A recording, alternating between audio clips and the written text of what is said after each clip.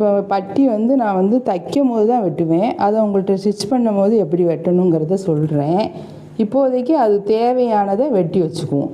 பட்டிக்கு தேவையான அளவை வெட்டி அதை துண்டாக வச்சுருவோம்.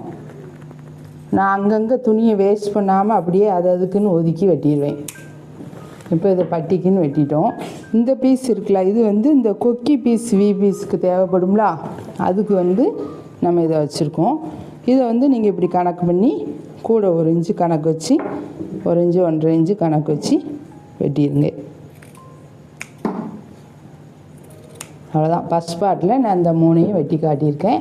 அடுத்த பார்ட்டில் உங்களுக்கு முன் பீஸ் வெட்டி காமிக்கிறேன்.